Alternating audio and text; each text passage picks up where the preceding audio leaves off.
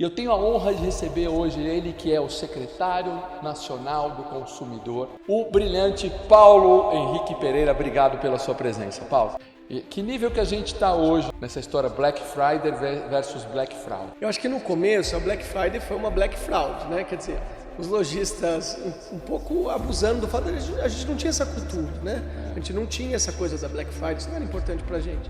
Então os lojistas saíam aumentando os preços dias anteriores para chegar lá no dia, baixar e dizer que estavam fazendo uma grande promoção. Isso infelizmente é uma realidade no Brasil. O golpe do Pix, o golpe do boleto falso. Black Friday é isso, não é mais Black Fraud, já tem muita gente, melhorou muito, mas tem muito risco ainda para o consumidor olhar. Oi pessoal, seja muito bem-vinda, muito bem-vindo a mais esse episódio inédito do programa Sucesso à Brasileira. Eu sou o Celso Sberner, apresentador do programa, tenho muito orgulho de ser brasileiro, tenho uma carreira de muitos anos e tive o privilégio de continuar conhecendo muita gente de sucesso. Estamos aqui no nosso estúdio recebendo um convidado bastante especial novamente. A gente tem um propósito, que é ajudar a gerar mais sucesso no nosso país. Nós vamos trazendo convidados especiais que vêm contar suas histórias inspiradoras, suas dicas de sucesso para a vida pessoal, para a vida profissional. Queria agradecer a sua audiência, falar para você ficar até o final do vídeo. Tenho certeza que o episódio de hoje nós vamos tratar de um tema muito interessante, com uma pessoa com muita história boa para contar. E se você estiver no YouTube, já deixa o seu like. Se você estiver no Spotify, deixe aí o seu comentário, sua mensagem. Nós estamos também no canal Marketing, nós estamos na IPTV, nos nossos parceiros. E tem também agora o nosso site, www.sucessobrasileira.com.br. Lá você encontra todos os nossos convidados, você consegue assistir os episódios também por tema. Você escolhe o tema que você quer lá. Quer falar de inteligência artificial ou quer ouvir sobre inteligência artificial, sobre medicina, sobre televisão, sobre humor, sobre esporte, sobre gestão, sobre reforma tributária, sobre N temas, você consegue lá no nosso site ver os nossos convidados, praticamente uma centena de convidados, já que a gente tem nesses nossos aproximadamente 2 anos de projeto Sucesso à Brasileira. E hoje nós vamos falar de um tema muito bacana que interessa com certeza a todos nós. Todos nós somos consumidores num país de alto consumo, num país de alta densidade demográfica. A gente vai falar sobre consumidor, sobre direito do consumidor, sobre a evolução disso nos últimos anos. E a gente queria tratar esse tema com alguém que manjasse, que entendesse muito do assunto. Eu tenho a honra de receber hoje ele que é o secretário nacional do consumidor da Senacom, o brilhante Paulo Henrique Pereira. Obrigado pela sua presença, Paulo. Celso, é uma alegria estar aqui, estou animado para o nosso papo. Vamos lá, conte comigo, espero que a gente possa fazer boas histórias aqui hoje. Muito legal, Paulo. Obrigado muitas vezes pela sua presença. Não é fácil, eu sei que você está sempre viajando, a gente tentou fazer isso há uns meses atrás, mas tem vários lugares, Brasília, São Paulo e toda a sua agenda, então eu sei que não foi fácil.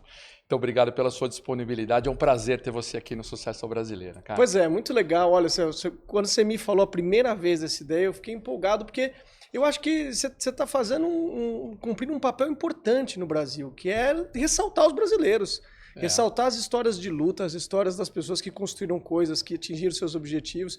E o Brasil, a gente vai falar um pouquinho disso hoje, é um continente, é um país diverso, com gente diferente, com problemas diferentes, com ativos diferentes. Então, estou animado, acho que a gente vai fazer um papo legal aqui. Não, com certeza, Paulo. E a ideia é essa, é trazer pessoas de sucesso como você, de diversas áreas, que vai inspirar outras pessoas, né? Então, e nós vamos falar, Paulo, da sua carreira. Você tem uma longa história no direito, a gente estava falando até um pouquinho aqui, um pouco antes da gravação, né, de todo um lado também no mundo corporativo, de direito tributário. Você é um cara do direito, Largo São Francisco, professor de direito do Largo São Francisco, que de repente enveredou para a administração pública, tem uma história, você é referência muito para essa história de direitos do consumidor. E acho que a gente pode começar por aí, depois a gente vai um pouquinho na carreira, Paulo Henrique Pereira, você falar como é que você chegou a ser hoje o secretário nacional do consumidor, a Senacom. Então, fala para nós, né, o que que é a Senacom, essa Secretaria Nacional do Consumidor? Eu, como consumidor, se eu tenho um problema, eu vou ligar para você. Olha só, a história dos direitos dos consumidores no Brasil é uma história muito legal, cara, porque se você olhar tudo que se fez nesse tema no Brasil nas últimas décadas, nos últimos 35 anos, não é pouca coisa não, é muito legal, vamos dizer assim, o nível de proteção que se construiu para os consumidores. Então, primeira coisa, né? Primeiro marco o Brasil tem um Código de Defesa do Consumidor, que é um código em padrão mundial. Eu até posso dizer que muitos países não têm o nível de proteção que o Código de Defesa do Consumidor deu aos brasileiros, né? Ele é de alto nível, nosso código é de alto nível. Altíssimo nível. E eu fiz a lição de casa, eu vi que ele completou 35 anos há poucos meses atrás o nosso código. Então ele é um código maduro? Ele é um código maduro, como qualquer lei, ele tem uma série de problemas, ela precisa avançar, essa instituição precisa avançar, precisa crescer, mas ele é um código maduro que deu muitos resultados já para o Brasil, né? O código prevê uma coisa, Celso, que é a construção de um sistema de defesa do consumidor. Então, a Senacom, ela é o topo de uma montanha, que é uma montanha de órgãos, instituições e modelos de defesa. Então, todo mundo que está em qualquer cidade do Brasil já foi num PROCON. Sim. Teve lá um problema, foi no PROCON. Se precisou, teve lá um problema com uma passagem, foi num juizado especial civil entrar com uma ação contra uma companhia. Uhum. Pode ter precisado de um apoio num órgão de ouvidoria da própria empresa. Então, essas instituições, esses órgãos, essas ideias criam um sistema de proteção e defesa do consumidor. E a Senacom é o órgão nacional que coordena essa gente toda. São mais de 1.100 PROCONs no Brasil. Defensorias públicas, Ministério Público, Judiciário.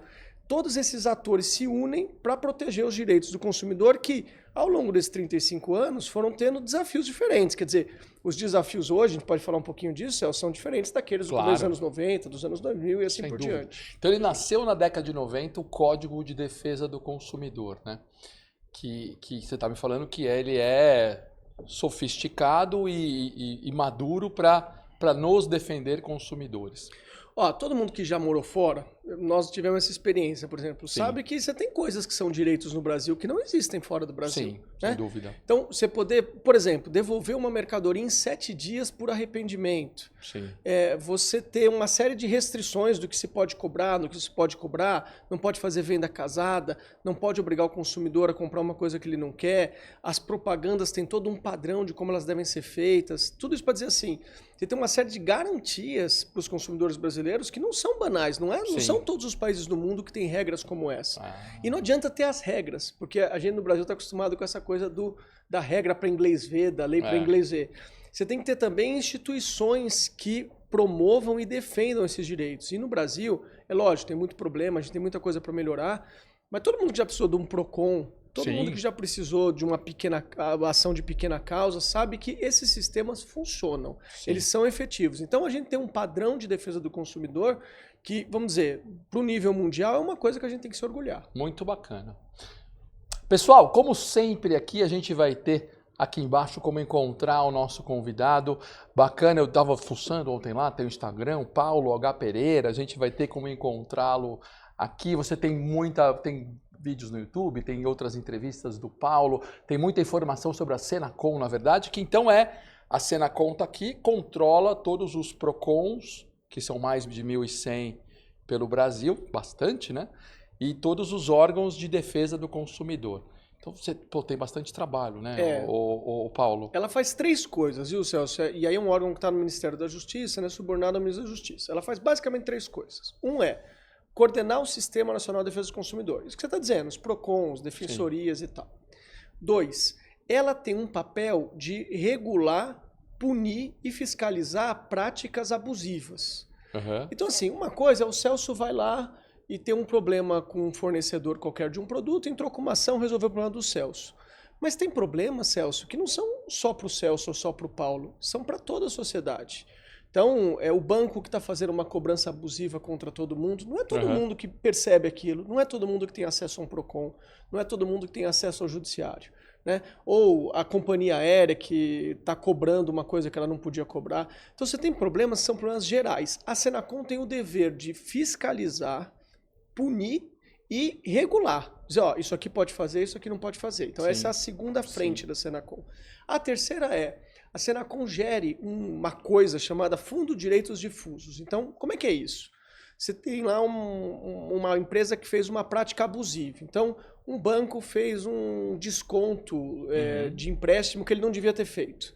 Aí a Senacom aplica uma multa nesse banco, esse dinheiro vem para um fundo que financia projetos de direitos. Então a Senacom também é a administradora de um fundo que financia projetos que vão desde educação, a saúde, a assistência social, a desenvolvimento, a empreendedorismo e assim por diante. Então, essas são as 3 frentes da Senacom. Coordenar o sistema, regular, punir, fiscalizar quem não cumpre a lei e administrar um fundo que patrocina projetos super bacanas ao longo do Brasil. A gente pode falar, Paulo, que então com essa estrutura, com essas missões, que a proteção ao consumidor e a forma que isso é feito no Brasil é um sucesso à brasileira quando comparado com outros países do mundo, ou mesmo com os dados que a gente tem aqui? É um sucesso brasileiro. Eu acho assim, a gente avançou demais.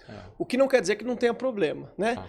E aí tem uma coisa que eu sempre gosto de dizer quando eu bato papo, vou em palestra ou dou entrevista, assim, o Brasil é um país, Celso, que tem poucos países iguais no mundo. Por quê?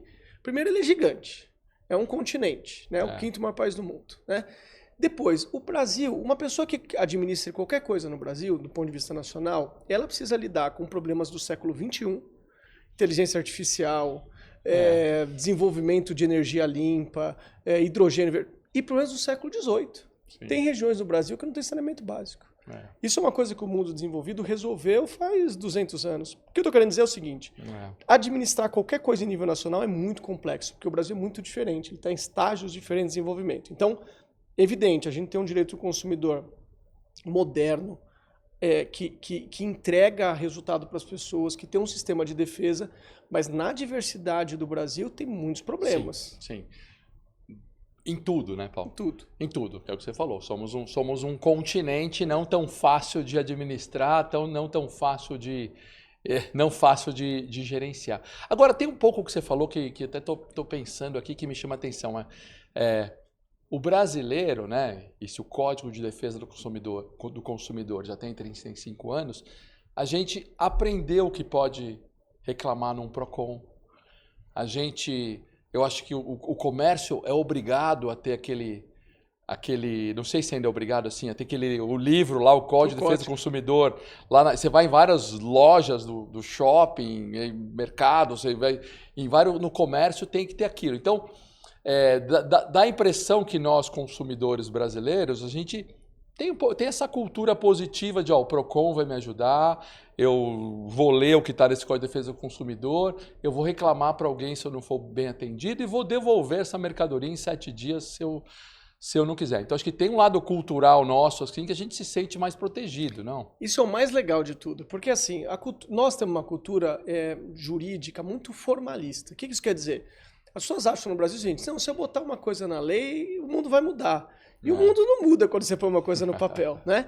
Então, os juristas, o pessoal do direito, tem um olhar muito para a lei, né? Mas tem leis que pegam e tem leis que não pegam, né? Para uma lei pegar, você precisa de uma série de coisas, né? Você precisa de instituições, você precisa de órgãos que fiscalizem, você precisa de instrumentos. Mas o mais importante de tudo, uma lei pega quando ela entra na cultura da sociedade. Sim. Quando aquela sociedade adota aquilo, né?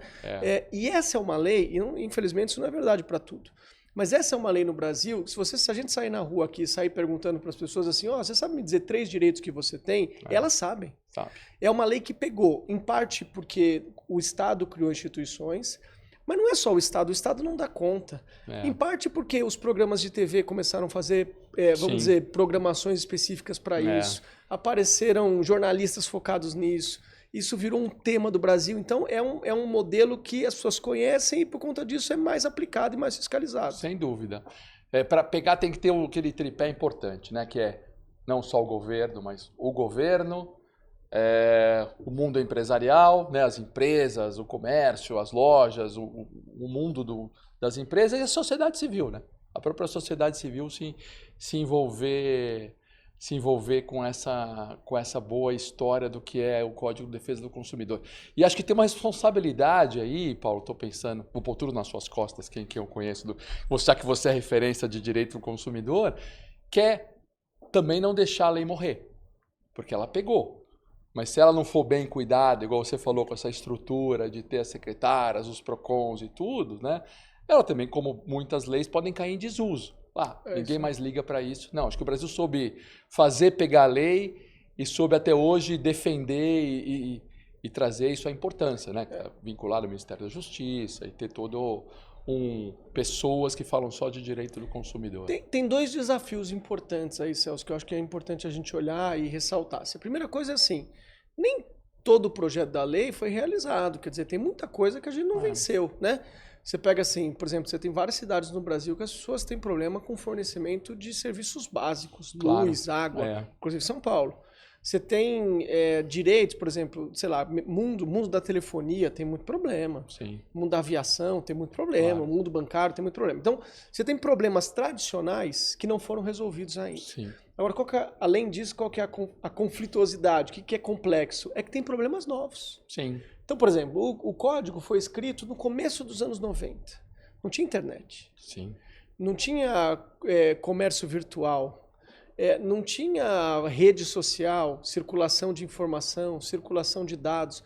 Então, tem um dos desafios, quer dizer, um desafio é esse, é lutar para que a lei seja mais aplicada. E isso não acaba, você tem muitos desafios, muitas complexidades e vai demorar. Tem lugar que a gente não fez saneamento básico, portanto, a gente ainda não conseguiu fazer com que o direito seja cumprido lá, de forma a garantir a proteção dos consumidores. Ao mesmo tempo, você tem problemas que são novos, e aí que são problemas complexos para nós, mas para os alemães, para os norte-americanos, para os ingleses. Então aqui, o Brasil, ao mesmo tempo que tem que lidar com aqueles problemas antigos, tem que lidar com problemas que são super sofisticados, novos e que ninguém tem resposta ainda. Sem dúvida.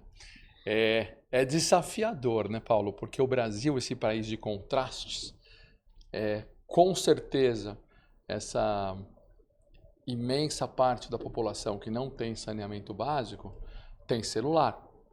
E ele pode não ter saneamento básico, mas ele tem celular, na casa dele com certeza um celular, e se bobear, ele está comprando então ele tem problemas, como você falou, do século XVIII, mas tem problemas aqui, que você está muito bem ressaltando, né?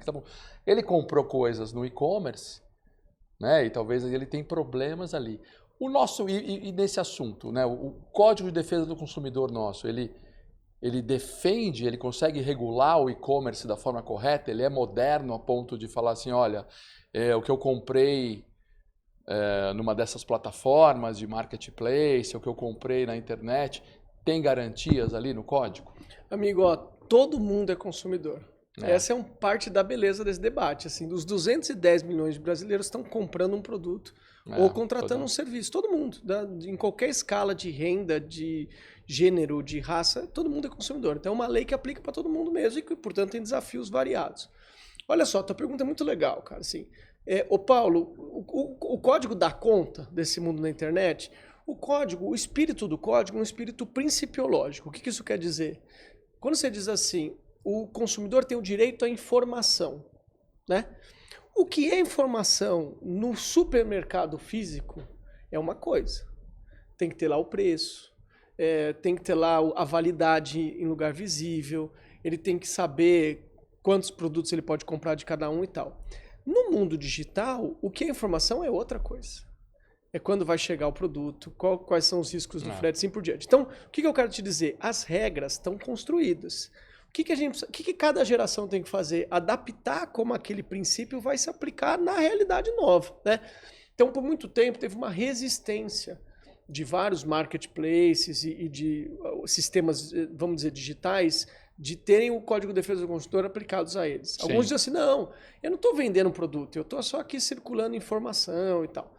Com o tempo, a gente está vencendo esse debate. Então, o judiciário, o próprio trabalho da Senacom, os PROCONs vão conseguindo consolidar a ideia de que não. Se você está vendendo um produto, ainda que você faça uma venda de um fornecedor terceiro, porque o mundo dos marketplaces é um pouco assim, você tem que cumprir as regras de defesa do consumidor. Então, essa é uma transformação, Celso, que está acontecendo. Com um detalhe, que aí é o detalhe A brasileira, nesse caso um detalhe ruim. No Brasil, as coisas têm sempre uma complexidade grande. Então, vou dar um exemplo só para você, que é uma coisa muito nossa. Pensa, você vai lembrar o que era o comércio ilegal há 30 anos. Então, você fala assim, eu vou comprar uma camiseta de um time de futebol. Então, vou comprar uma camiseta pirata. Você sabia onde tinha isso? Lá na porta do estádio, lá no Brás, você tinha os lugares que vendiam os produtos ilegais. Com o mundo digital, o comércio legal cresceu muito. Porque hoje, qualquer um vende de qualquer lugar para qualquer pessoa. Sim. Muita gente compra um produto ilegal sem saber que é ilegal. Então, tudo isso para te dizer, tem um pedaço desses direitos que são meras adaptações. Então, o que era o direito à informação lá, o que é o direito à informação aqui. E tem um mundo de novas complexidades que o comércio digital trouxe também. Como é que a gente vai lidar com... A gente viu a crise do metanol, tem muito problema de falsificação de produtos hoje, que o comércio digital facilita, de certa forma. Então vão ter novos problemas que a gente vai ter que adaptar o código para que ele possa enfrentar. Agora, uma coisa é o código, né, Paulo? Tá bom, o código adaptado para que existe a lei. Uma coisa é você ter fiscalização. Você falou lá, tá bom, que é uma das metas, né, da Senacom e desses órgãos de defesa dos consumidores, né? E vamos pegar esse caso para começar com algumas polêmicas que eu trouxe para a gente conversar aqui. Primeiro, o metanol. Então a gente teve essa crise no Brasil, que eu não tenho lembrado de outra, pelo menos não estou lembrado de outra desse tamanho, de achar bebidas alcoólicas adulteradas, onde de repente tem gente morrendo tomando álcool. O álcool errado, no caso, né? O metanol e morrer. Nesse caso, como é que a gente vai fazer para que isso não aconteça mais? O que vem acontecendo nesse caso? Como é que nós e os consumidores de bebidas em geral vão se sentir mais protegidos? Essa crise, Celso, uma crise que nos afligiu muito no governo federal, né? Quer dizer, as fiscalizações, elas são sempre essencialmente municipais, né? Uhum. É lógico, não faz sentido o governo federal ir lá fiscalizar um boteco em São Bernardo do Campo. Uns né? 5.800 municípios. Então, a primeira linha de fiscalização é sempre uma linha municipal. O papel do governo federal é um pouco coordenar, treinar e tal. Então, a gente agiu de forma relativamente rápida para tentar estancar aquele problema e entender, né? Depois a gente pode até falar um pouco mais disso. A primeira coisa dramática sobre isso é que essa crise, o Celso, mostrou para a gente um mundo novo. Assim, ela foi, vamos dizer assim, uma demonstração mais radical de um problema que está acontecendo, que é o problema dos produtos falsificados. E da invasão, viu, Celso, isso é muito grave, o Brasil precisa prestar atenção nisso, da invasão de parte do crime organizado nos comércios e nos negócios legais. Uhum. Então, aquela imagem do crime organizado dominando o tráfico de drogas, o tráfico de armas, é evidente que isso ainda existe. Mas hoje eles estão dominando combustíveis, cigarros, bebidas. Então, você tem comércios legais, mercados legais, que estão sofrendo uma invasão do crime organizado. Então, essa é a primeira coisa. Depois, o que a gente precisa fazer? Então, o Estado tem que se equipar mais. Uhum. Precisa ter mais dinheiro para fiscalização, precisa ter mais papel dos PROCONs. A gente tem discutido hoje muito no governo federal, Celso, um sistema de rastreabilidade de produtos. Sim. Como é que você vai lá comprar a tua garrafa de vodka ou de gin? Como é que a gente faz para que você possa saber, não, essa garrafa entrou pelo porto tal, pela empresa tal, passou por tais Sim. empresas? Isso é um projeto em estudo no governo federal hoje. Não Sim. existe isso no mundo. Vamos ter que construir no Brasil. Agora, tem um papel aqui que tem a ver com a nossa conversa. O governo federal não vai resolver tudo. Os governos municipais não vão resolver tudo. A sociedade vai ter que levar isso a sério, né? Sem dúvida. E levar isso a sério é o seguinte, evitar uma coisa que eu sei que você recebe, que eu recebo dezenas de ofertas de vinho no meu WhatsApp, por exemplo, né? Nós vamos ter que parar com isso, nós vamos ter que comprar de fornecedores que a gente conhece, que a gente sabe que tem fornecedores habilitados. Sim. A gente vai ter que evitar consumir em determinados lugares. Então, o que eu quero dizer é o seguinte, a gente vai ter que ampliar o sistema de fiscalização social. A sociedade vai ter que... A gente no Brasil criou-se uma cultura, por um monte de problema, inflação e tal, a gente sempre foi um pouco tolerante com produto ilegal. Só que agora a gente está chegando numa fase que isso está atingindo as nossas vidas, nós vamos ter que mudar. Sim. Sim, é cultural, entendi, né? Nós vamos ter que, talvez, aprender, se eu estou bem entendendo, Paulo, né? Vou ter que aprender aonde que eu compro as coisas, que nem sempre o mais barato, aquela máxima que a gente tem que tirar, uma daquelas máximas de também do nosso Brasil, que o brasileiro gosta de levar vantagem, né? Que medonha essa frase que tem que tirar, tá um pouco nessa história, né? Eu não tenho que comprar a bebida pirata porque em vez de custar 100, custou 15, eu não tenho que comprar cigarro, não tem que comprar nenhum, mas eu não tenho que comprar o cigarro que custa 20 para comprar, que custa 2, eu não tenho que comprar a música, né, dessa história. A gente vai ter que mudar a nossa cultura, é por aí. Eu acho que lógico, o Estado tem um papel, o sistema de fiscalização tem que ser reforçado, os sistemas de rastreabilidade têm que ser reforçados, mas Estado nenhum resolve um problema tão complexo como esse sozinho, né? Sim. Assim, eu acho, só para fazer uma fala sobre isso, assim, é lógico, o Brasil é um país muito pobre. A gente está aqui em São Paulo, eu sou daqui, você também, a gente esquece o nível da pobreza do Brasil, o nível da desigualdade do Brasil. Assim, a renda de metade da população é salário mínimo. Então, um pouco dessa dimensão do produto ilegal tem a ver um pouco com o fato de que a gente tem um país com renda muito deprimida. Agora, a gente tem, mesmo nas elites, às vezes padrões de compra, de consumo, que estão um pouco fora da linha também, que a gente vai ter que ajustar. Então, tem um lado cultural. Tem um lado cultural, que a gente que não é essa coisa de que o brasileiro é o povo do jeitinho, o brasileiro é um povo trabalhador, sério, cumpridor de regras, e tem problemas, como os outros povos também têm seus problemas, né? A gente tá cansado de ver no mundo desenvolvido problemas de violência que a gente às vezes não vê aqui, então, né, enfim. Então, a gente vai ter que mudar, nós vamos ter que ter um pacto social de proteger determinados mercados, proteger determinados espaços, porque senão a gente vai entrar num ritmo que a gente talvez não consiga mais retroceder.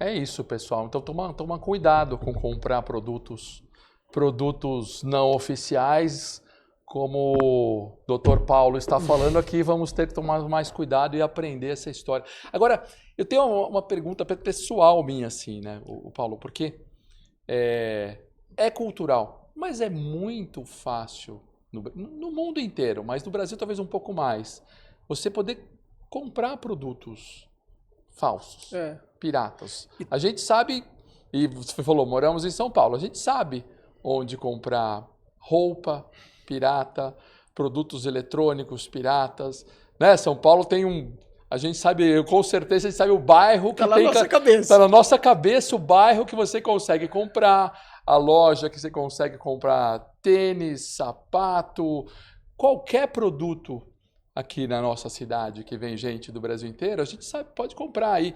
E eu sempre, por que é pessoal? Que eu sempre, desde novo, assim, não tem fiscalização, né? Vou citar um que eu nem sei se existe, vou aqui como moleque, vou lá na Galeria Pagé, né? Clássico. Vou comprar um relógio lá, que eu não vou lembrar qual era. O relógio ali, muito bacana, vou comprar um relógio de R$100 ali, um relógio que vale não sei quantos mil. Não falta fiscalização também? Eu acho que sim. Vou até pôr água para você. Eu acho que, obrigado. Eu acho que sim. Eu acho que assim, tem um papel do Estado mais forte. Porque você tem razão, né? De certa forma, quer dizer, você tem algum. Eu tô com vários da cabeça, você tá com vários também. Provavelmente são os mesmos. Mas assim, tem vários lugares, ruas e tal, que todo mundo sabe, né? Eu mesmo moro na Paulista ali, agora eu moro em Brasília, mas meu apartamento fica aqui na Paulista. Ali você tem vários lugares que você conhece e tal. Então, assim, tem um dever e uma tarefa que é fiscalizatória que precisa melhorar, né? Aí tem uma outra coisa, eu gostei muito do tripé. Estado, companhias e sociedade civil, né? Tem um papel das companhias nisso. Então, assim, você vai numa grande rede de supermercado, o nível, você foi no mercado corporativo, você sabe o que eu vou dizer. O nível de controle de fornecedor que uma grande rede de supermercado tem é alto, não é baixo. O cara compra de quem tem nota idônea, de que importou do lugar certo, Isso não é tão verdade nos marketplaces. O ambiente digital teve, de certa forma, Celso, tem um retrocesso de controle em relação ao mundo físico. Isso é uma das lutas que a gente tem tido lá na Senacom. Assim, difícil, né? Os marketplaces vão ter que aumentar a régua e as regras do controle dos seus fornecedores. É mais difícil? É mais difícil. Mas não foi difícil não foi fácil para os mercados fazerem isso também. Quando eles começaram a controlar mais seus fornecedores, também teve uma curva de aprendizado. Então, Estado tem papel, precisa ter mais fiscalização, precisa ter mais dinheiro para os PROCONs, que fazem um trabalho incrível. Precisa ter, enfim, mais sistemas inteligentes também. O mundo digital também nos permite isso, mais formas de controle e tal. As companhias têm um papel, especialmente as companhias do mundo digital, elas vão ter que sofisticar os seus sistemas, vamos dizer, de controle, de monitoramento, de seleção dos seus fornecedores, e a sociedade vai ter que ter um papel também de fazer a parte dela, de tomar mais cuidado, de também, vamos dizer assim, ter mais critério quando entra numa loja, quando compra um produto, quando contrata um serviço. Pô, nós brasileiros somos consumidores, eu diria que um pouco a gente, né, o brasileiro aprendeu que tem algumas facilidades quando vai nessas coisas que não são os originais, mas a gente tem um lado educado nosso, né? Isso me remete a Black Friday. Então, Black Friday é uma coisa que o conceito veio lá de fora, o brasileiro adotou com uma certa dificuldade. Eu vi que tem um vídeo seu muito bacana, pessoal, quando eu falei nas redes sociais do Paulo, você dando as dicas de como se proteger e como nos defendermos de possíveis black frauds, né? E que nível que a gente está hoje nessa história Black Friday versus Black Fraud? Melhorou muito, né? Eu acho que no começo a Black Friday foi uma Black Fraud, né? Quer dizer, os lojistas um pouco abusando do fato de a gente não tinha essa cultura, né? A gente não tinha essa coisa da Black Friday, isso não era importante pra gente. Então os lojistas saíam aumentando os preços dias anteriores para chegar lá no dia, baixar e dizer que estavam fazendo uma grande promoção. Metade do dobro, né? Metade do dobro. Uma liquidação, Black Friday era uma liquidação fictícia. Aí vem os órgãos de controle. Olha que legal o Brasil. Entendeu? Assim, em vários países do mundo, os lojistas fariam isso. Aqui não. Começam a chegar os órgãos de controle, começam a aplicar multa, começam a fiscalizar. Aí tem gente em programa de TV falando, aí eles começam a fazer mal para as marcas, eles começam a fazer mal para as companhias. Aí você tem um processo de depuração, as pessoas vão abandonando aquela prática, né? Eu recentemente teve lá, eu não vou falar para não falar mal de nenhuma companhia, mas teve lá uma prática de uma companhia aérea. A gente soltou, começou um processo de fiscalização e já voltaram atrás. Só não vamos fazer mais. Entendi. Então, assim, esse movimento dos órgãos de controle e da sociedade também vai educando as empresas. Elas também vão entendendo onde pode ir. Sim. Ô Paulo, qual que é a realidade hoje? É uma realidade muito melhor. Hoje você tem, de fato, promoções adequadas na Black Friday. Você tem muita gente que baixa o preço mesmo. A gente tem sites que fazem esse controle. Isso é outra coisa legal. Vão aparecendo outros negócios. Sim. Tem lá aquele site que compara preço, tem o site que... Vão aparecendo novos negócios. Mais gente vai fazendo sucesso, vai ganhando dinheiro, construindo novas coisas. E aí os consumidores têm que ficar espertos com isso, né? Denunciarem quando tiver práticas ilegais. Tomar muito cuidado com as informações mentirosas. Às vezes o cara tá dando lá um desconto no produto, mas tá cobrando frete a mais. Ou ele está dizendo que deu um desconto que não é real. E eu, de novo, volto nisso, porque isso é, infelizmente, uma realidade do Brasil. Muito cuidado com as fraudes. Aí não a fraude do lojista que disse que ia fazer uma promoção e não fez. A falsa oferta, o golpe do Pix, o golpe do boleto falso. Infelizmente, é uma realidade no Brasil. O Friday é um momento também propício para que muita gente saia lançando promoção. Olha, eu sou secretário nacional do consumidor. Esses dias eu me peguei comprando uma passagem. Que assim, eu parei, sabe quando você para na última hora? Assim? O site me pediu lá uma informação, eu falei, olha, deixa eu ver. Aí eu fui fazer o processo, era a propaganda exatamente igual da companhia aérea, o site exatamente igual, tudo perfeito. Na última hora eu percebi. Isso, só fazer um último comentário. Isso também é uma coisa que a gente está trabalhando no governo federal. A gente precisa ter uma plataforma melhor para denunciar fraudes digitais. Por exemplo, chegou um golpe do Pix para você. Onde você manda isso? Você não sabe, né? Pro banco, né? Pro banco. Que vai falar... Pra polícia. Pro banco, pra polícia, a polícia só vai anotar. Pro Procon. E o banco vai falar, talvez consiga resolver, bloquear, depende da hora. Ou talvez falar assim, putz, já foi, né? Então a gente está hoje trabalhando, tem um trabalho muito forte no governo federal, envolvendo o presidente da República, a Casa Civil, Secretaria de Comunicações, de tentar criar um sistema em que a gente possa denunciar, bloquear a conta, ter uma ação rápida contra essas fraudes. Então, a ideia é isso. Não é mais Black Fraud, já tem muita gente, melhorou muito, mas tem muito risco ainda para o consumidor olhar. E tem muita... você está falando agora, tá me vindo muitas situações difíceis. Nós todos, como você falou, 210 milhões de consumidores, né? Hoje tem um lado também que você, além de poder consumir coisas da Black Friday e outras liquidações, mas você pode ir comprar também nessas grandes plataformas que eu achei legal, que essas plataformas... Estou aprendendo aqui, pessoal.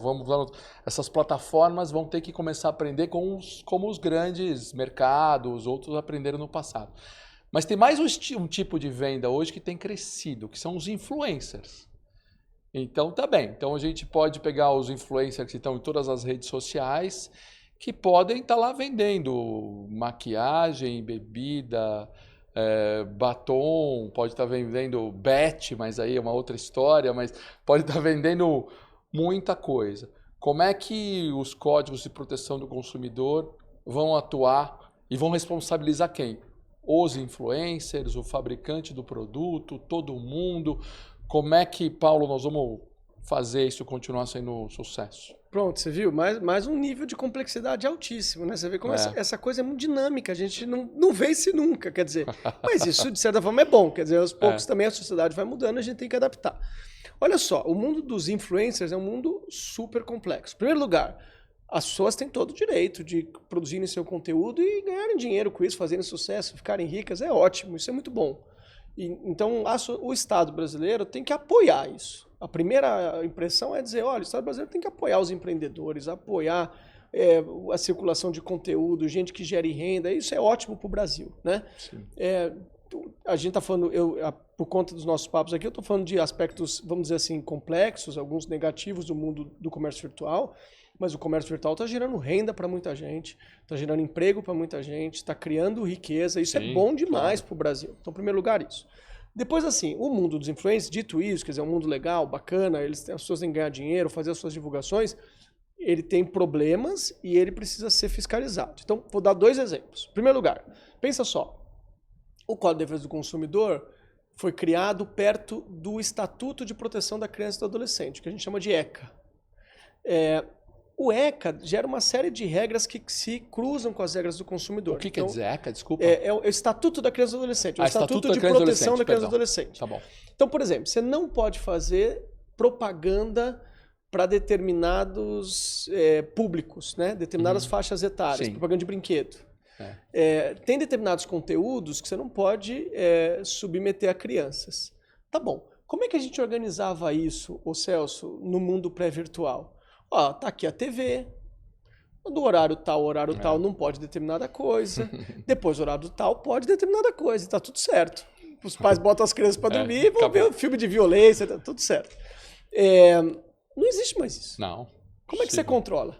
Não sei. Então como é que no meio de um vídeo do YouTube, um influencer mirim faz lá uma propaganda que ele não podia fazer para aquela idade? A gente teve um escândalo grande agora, você vai lembrar de um influencer que fez uma análise de conteúdos sexuais que estavam circulando para crianças, né?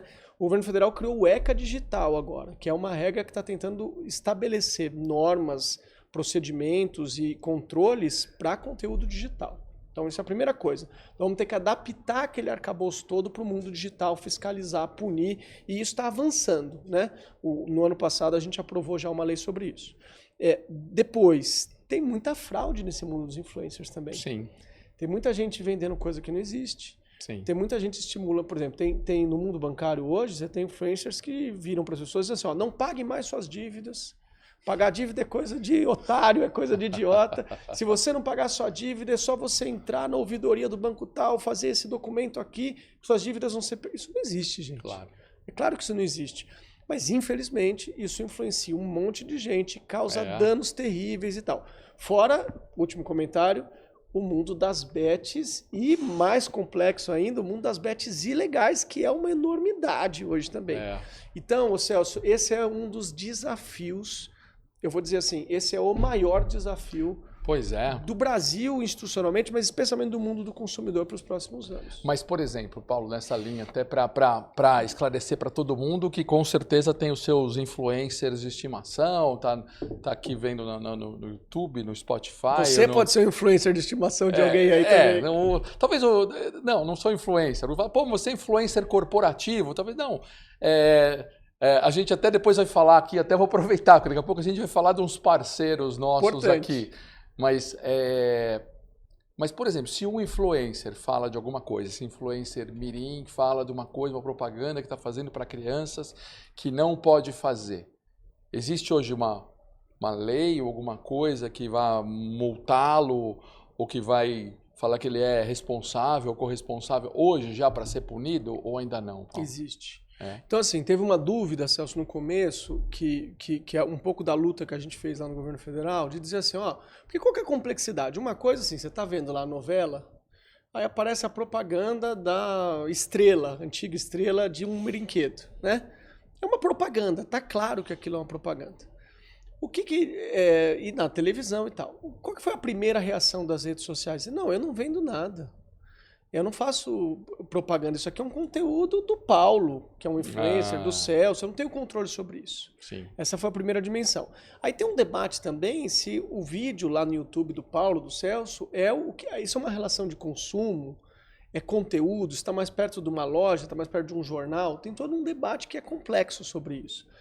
Mas, independente disso, no ano passado se aprovou uma regra específica sobre proteção de criança na internet. Então vai ter que ter controle de idade, controle de acesso. Você tem vários mecanismos que estão sendo testados até de reconhecimento facial e assim por diante. Então tem uma regra nova sobre isso, o ECA Digital, e ao longo dos próximos meses e anos, Celso, isso vai se sofisticar para regular mais esse ambiente.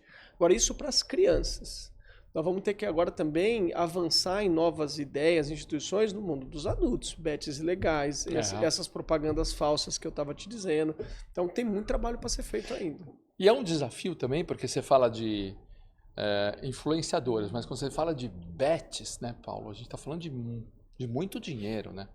Tá bom, as bets legais, que né, hoje você pode apostar e fazer o que você quiser, já movimentam muito dinheiro. Tem mais um tanto desse ou até mais, que são essas bets ilegais. Mas aí não é só você na Senacom e os órgãos de proteção de defesa do consumidor. Aí tem órgãos de polícia e outras fiscalizações juntos, né? Como é que esse trabalho é conjunto? É Senacom com Polícia Federal, com outros órgãos? Bom, primeiro assim, as bets são um mundo que a gente tem que prestar atenção, mesmo as legais. Sim. E o que a gente tem percebido no Brasil é que esses sistemas de aposta têm consumindo um pedaço importante da renda das famílias e tem dimensões que já são preocupantes em vários estratos da sociedade brasileira. Sim. Mas essas são as legais. Então elas cumprem regra, elas pagam impostos, elas têm estruturas mínimas de funcionamento. Aí tem uma infinidade, Celso, de bets ilegais. Em geral é gente de fora do Brasil que cria sistemas de aposta. Às vezes nem são sistemas de aposta, são jogos que mascaram, são sistemas de aposta mascarados de jogos. Esse dinheiro, boa parte das vezes, vai para fora do Brasil e dados de inteligência mundial já mostram que isso alimenta máfias e sistemas de crime organizado ao longo do mundo, no Oriente, assim por diante. O governo federal tem vários esforços para lidar com isso. Então, o Ministério da Fazenda tem uma secretaria específica para cuidar de bets que fiscaliza bets legal.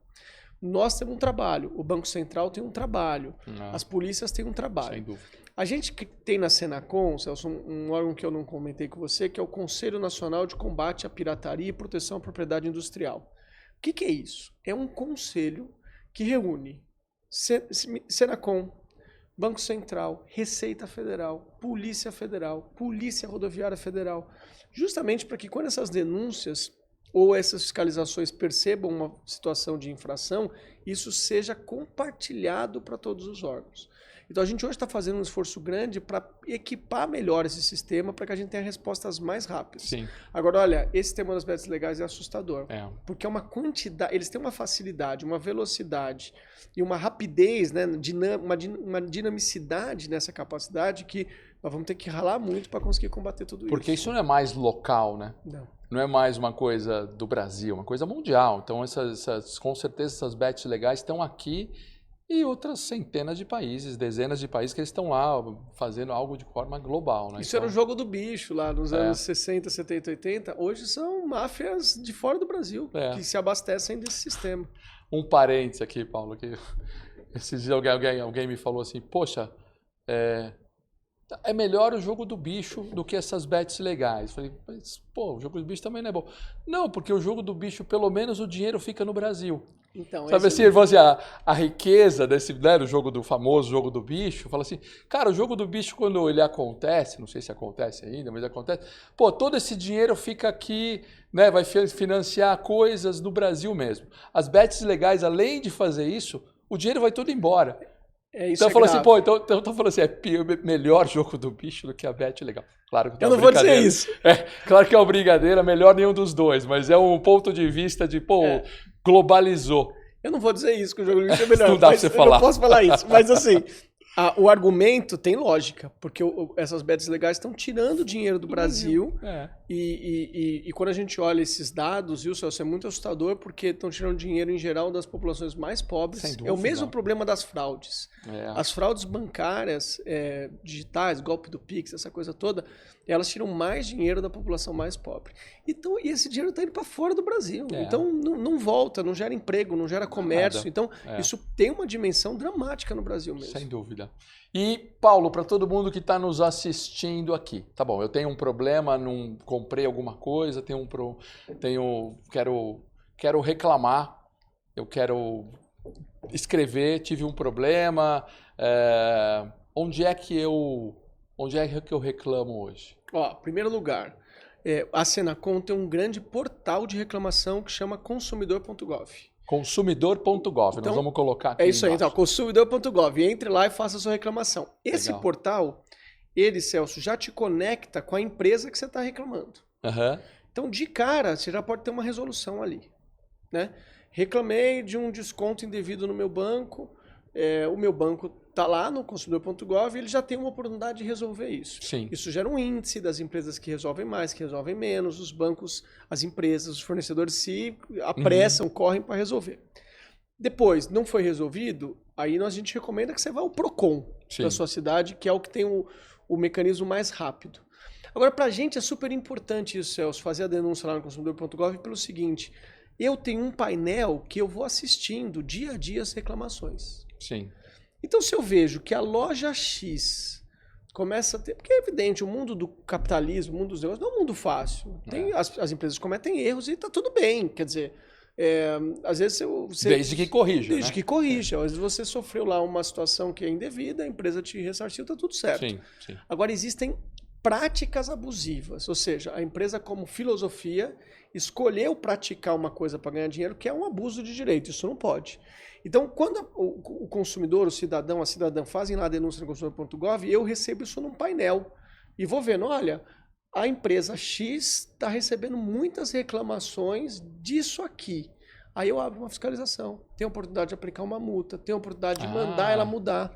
Então, resolve o problema do Celso, mas ao resolver o problema do Celso, o Celso também ajuda o governo federal a enxergar onde ele tem que ir, quais os esforços que ele tem que fazer para melhorar esse ambiente do consumo. Entendi. Então é um canal, mesmo um portal de entrada, eu tive problema, vou testar. Tem um probleminha que eu tive esses dias aí, vou testar, vou entrar lá no consumidor.gov, depois eu te falo como é que funcionou. E ali né, o governo vai monitorando e vai provar, aqui a gente precisa agir, aqui a gente precisa agir. E aí, para agir, isso é fiscalização, certo? É fiscalização ou outras coisas, que é importante, né? Tem uma outra afirmação sua que eu estava vendo ontem à noite, estudando, o Paulo Henrique Pereira ali, muito bacana, que você falou assim, olha, o nosso código de consumidor, as nossas leis em geral no Brasil são de um país muito civilizado. Quem olha... Tá muito bonita aquela sua declaração. Eu não sabia e gostei mesmo. Falou assim, as nossas leis, para quem não conhece, vai olhar de fora, é de um país extremamente civilizado. Mas não é a realidade do nosso povo. A gente tem ainda muito a fazer para conseguir colocar na prática o que está escrito ali de direito, não é o que está acontecendo de fato, né? Como é que a gente vai diminuir isso para a gente falar, tá bom, nossa lei é civilizada e nós somos um país bastante civilizado quando a gente fala de direitos, de consumo, essas coisas. Paulo. Essa imagem que eu uso é assim, se o Brasil acabar um dia, né, e um historiador do futuro, como a gente faz lá com os povos do passado, pegar as leis brasileiras e ler, pegou a Constituição brasileira, historiador lá do futuro de um mundo em que o Brasil não existe mais. Ele vai dizer, meu Deus, essa é a gente mais civilizada do mundo, porque as nossas leis, no papel, elas mostram uma sociedade incrível, as pessoas têm direito a tudo, a lei protege o cidadão, as coisas têm regras, as empresas podem ganhar dinheiro, mas têm os seus parâmetros e tal. Mas não é a realidade do nosso povo, né? Nosso povo sofre muito e tem muito problema e tem um sistema de legalidades muito amplo que vai dos problemas mais baixos aos mais complexos. As leis, ô Celso, elas só funcionam quando elas viram instituições sociais, né? Uhum. O que é isso? Você definiu, você tem cabeça de jurista, o mundo corporativo te deu isso. Eu estou aprendendo. Você precisa ter o papel do Estado sempre. A gente tem no Brasil nos últimos anos, e eu entendo de onde isso vem, mas tem um movimento muito grande anti-Estado no Brasil. Uhum.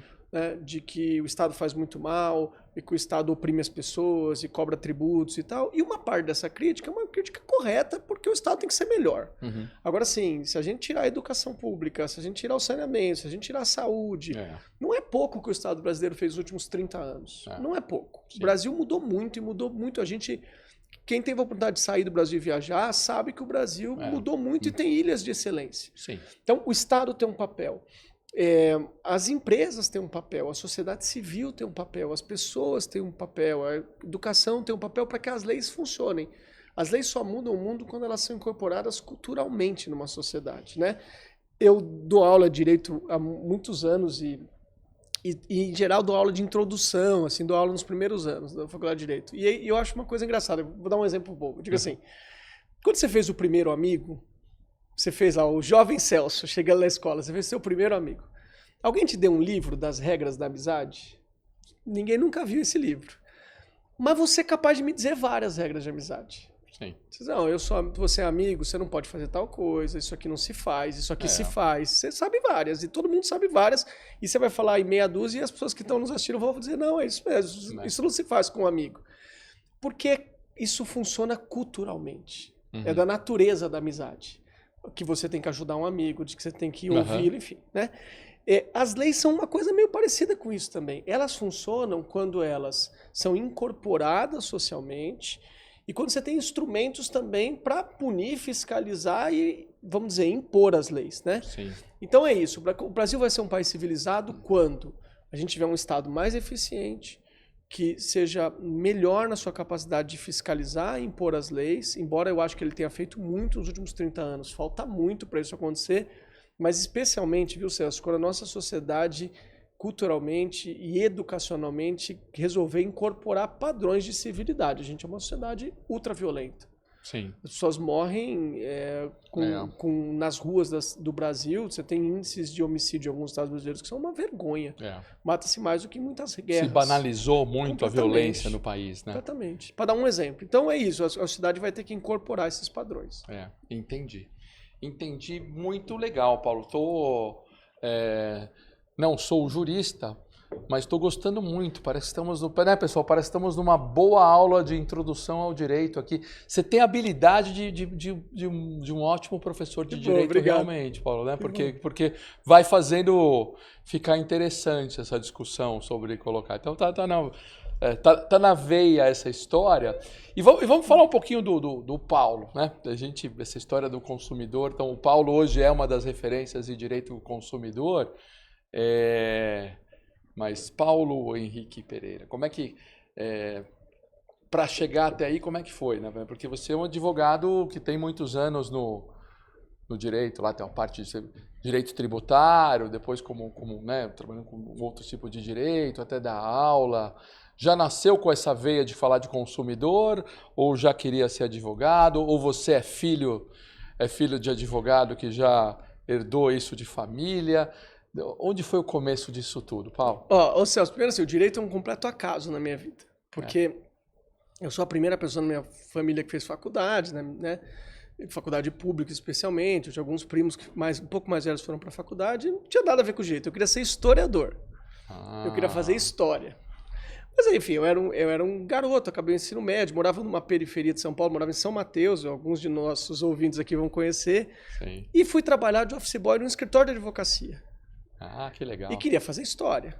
E aí, enfim, eu já sou velho bastante, passei antes de FIES, ProUni, esses sistemas que ajudaram uma parte da população a ir para a faculdade. Então, não tinha essa ajuda, ou né? passava na USP, amigo, ou tava fora, você não ia fazer faculdade. É. Então, fiquei lá estudando, trabalhando, estudando, morando em São Mateus, acorda a vida do povo, né? Acorda às 6 da manhã, aquele papo e tal. Primeiro ano que eu tentei, nem passei para a segunda fase no vestibular. Uhum. História que era um curso relativamente simples, até fácil de passar. No segundo ano, esses sócios do escritório, que foram meus sócios depois pela vida toda, chegaram para mim e disseram assim, Paulo, é o seguinte, nós vamos te pagar o melhor cursinho da cidade. E pagaram o melhor cursinho da cidade. Que bacana. Mas tem uma condição, você tem que fazer direito. Eu não queria fazer direito, eu queria fazer história. Que legal. Eu não ia deixar passar essa oportunidade. Falei, não, eu não vou deixar isso passar. E aí fui fazer direito. Então, a minha entrada no direito, você vê como a vida, ela tem caminhos que a gente não controla muito. A gente não tem muito controle de tudo, né? Sim. A gente pula nesse rio aí, mas a maré vai nos levando para lugares que a gente não imaginava. Depois eu, enfim, fiz um super cursinho, passei na São Francisco, na USP, e aí cheguei lá e me achei, porque é um ambiente que tinha muito a ver comigo, maravilhoso. Um ambiente muito politizado, eu sempre gostei de política, mas com muito estudo também, que se levava muito a sério o estudo. Largo São Francisco, né? Onde muita coisa acontece. 12 ali, presidentes da República. Pois é. Acho que mais de 12 20 presidentes da República de governadores, São Francisco, que bacana. Então deixa eu fazer alguns agradecimentos aqui. Primeiro, professor Eurípides Vedovato. Se você não viu, assista, referência em odontologia, implantodontia, né? Pô, uma figuraça. Ele veio aqui, foi sensacional. E obrigado, porque ele que proporcionou, o professor Eurípides, por eu estar aqui com o Paulo. O Paulo deve ser cliente lá do consultório, então foi ali professor Eurípides Vedovato. E outro ponto interessante, né? Eu vou fazendo essas referências aos outros episódios que a gente tem aqui. Tem alguns historiadores que vieram aqui, né? Heródoto Barbeiro. Historiador, né? Ele é historiador. Heródoto Barbeiro também, tivemos um episódio com ele. Que show deu o Heródoto Barbeiro aqui, falando de CBN, de rádio, de tudo. É um historiador e o jeito dele contar as histórias é muito bacana. Outro que veio aqui, que eu não sei se você sabe que é historiador, é o Álvaro José. Álvaro José do esporte, sabe aquele que é o senhor Olimpíadas? Eu sei quem é. Porque eu falei, Álvaro, como é que você conta a história para narrar uma medalha olímpica? Ele tem acho que 27 medalhas olímpicas que ele narrou, brasileiras, ou coisas assim, né? E todas as Olimpíadas, participou de todas as Olimpíadas, basicamente, porque ele é historiador. Então ele faz uma alusão naquela, quando ele conta a história da Grécia e tudo. Então a sua história, estudar história faz bem, né? E tem a ver com o direito. Tem super a ver. Você só uma nota sobre o Eurípides, que é nosso amigo em comum. O Eurípides é um craque. Chama ele de Pinho. O apelido dele é Pinho. Tô contando pra todo mundo. Olha, eu não sabia. Eu conheci o Eurípides. Você vê, o Eurípides é um dos grandes professores dentistas brasileiros. É um dos caras que revolucionou um pedaço de um mercado brasileiro.